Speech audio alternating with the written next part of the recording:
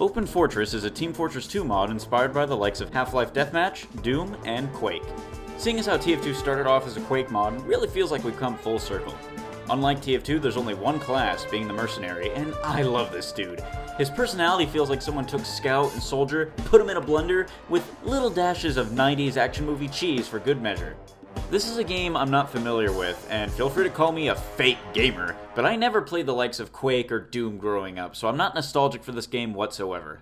Booting up the game itself, I found it to be not beginner friendly at all. There's a massive skill ceiling, and it seemed like every server I joined, everyone was basically on the roof, while I was way down in the bottom. After about 30 minutes or so, I found myself actually having a lot of fun. It helped that I had some friends to play with me too. It's almost like Splatoon in a way. The rounds can be so short that it doesn't burn you if you lose. You just want to play again and again. Let's just go one more round, come on.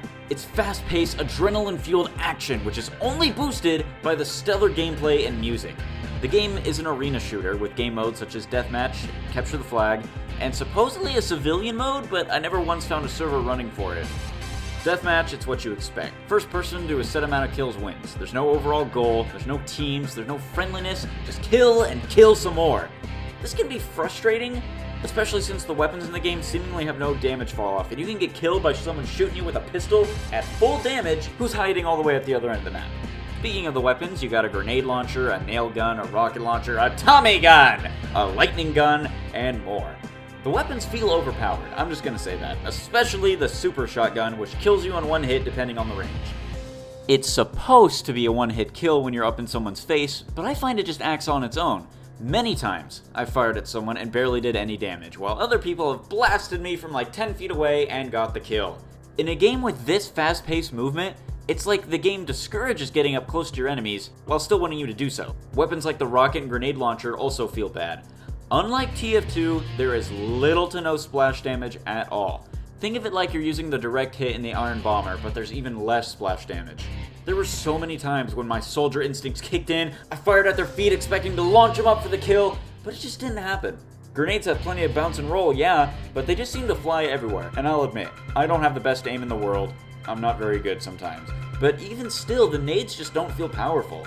Guns like the AK-47 being burst fire is lame and makes me never want to pick them up. The chain gun feels great and responsive. The lightning gun is like the flamethrower, but it regenerates its ammo with much stranger range. Weapons like the flamethrower, along with the minigun, also return from TF2, complete with air blast and all.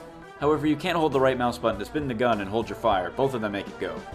Melee weapons like the crowbar are nice and a good callback, but ultimately useless because no one uses them unless they're just messing around and not playing the game for real.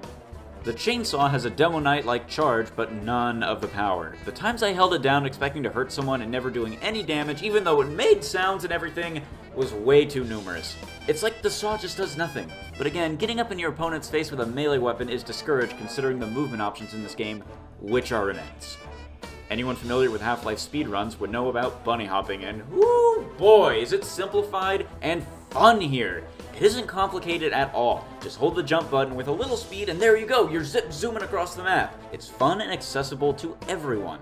Even I could do it, and that's saying something. Helping the movement is the awesome music that makes you never want to stand still. You got tunes ripped right out of GoldenEye 007 on N64, Doom, Quake, TF2. It's filled to the brim with classic tunes from FPS's past, and boy does it add to the charm. The original music is fantastic as well, with bongos, jazz, and piano pieces. It's so energetic and lively. Because there's no pesky fall damage, maps are often very vertical and wide open. Standing still is like signing your own death warrant. The maps themselves, while not all finished, seeing as how the game is still in beta, are pretty much all great. You got returning classics like Two Fort, Lumberyard, Well, Harvest, maps from Quake and Doom, and all new ones, like a shipyard, a skate park, skyscrapers, an oil rig, an office complex, and many more. The wide array of locations helps to make no match feel samey or stale, and since games are so quick, you'll often change maps and see something new all the time. Something that seriously bogs down the game, though, is the overall lack of game modes. You have Deathmatch and Capture the Flag. That's it. There's no control points, no special delivery, no attack defense or King of the Hill, and there's no payload. So while the gameplay itself is very fun, if you're bored and want to try something else, there really isn't anything else for you. But of course, seeing as how the development of the game is still going on, I hope this video will be outdated soon and there'll be plenty of more modes to play and try. Another major gripe with the game I have is that many times you play, you will either get the weapon that lets you win the game or you'll watch someone else get it and dominate the server. Because you don't always have a set loadout, you'll have to scour the map for weapons, which sounds good, but is bad in execution. I noticed many players camping over the stronger weapons then just wiping the floor with everyone else, with often only one dude carrying the entire team, but not in a good way. Because of this, weapons, like I said earlier, feel unbalanced. Why on earth would I get the pistol, the magnum, or the sniper rifle when they're outclassed so easily? Standing in one place is a death wish, so why would you ever stop to snipe? There's no point, especially because everyone can just launch all over the map, find you, and kill you. I saw everyone stick to the same 4 or 5 weapons, and that's it. Not to mention crit, shield, and health power-ups are few and far between, and never feel earned. It just feels like there's not enough health in the map whatsoever. There's those little capsules that can overheal you, sure, but because the weapons do so much damage, it feels like there's no point in accumulating a lot of health. But about power-ups, like I said, there's not a lot of them. Haha, yeah! Finally! Got the crits, now give me someone to shoot! Wait, where is everyone? Oh, I got killed and I lost it! Oh well, that was the majority of my experiences with power-ups. I'd say cut the wait time on those, and you got an even more frantic game on your hands. While you might not always have a concrete loadout, that doesn't stop this game from giving you great customization options. All you gotta do is open the main menu, and with a click of the button, you're opening your loadout. You're met with a screen with full access to change things. Something I really like is, despite there being only one class, they make up for that by letting you change his appearance. You can rock the armor of Doom or Quake guy, or try something original. You can even change your colors, which also changes the color of your grenades and rockets. You can be Mint Team, Mustard Team, Sewage Team, Black or White Team. Is the blue team in base TF2 just not blue enough for you? Well, you can crank it all the way up to 11 if you want to.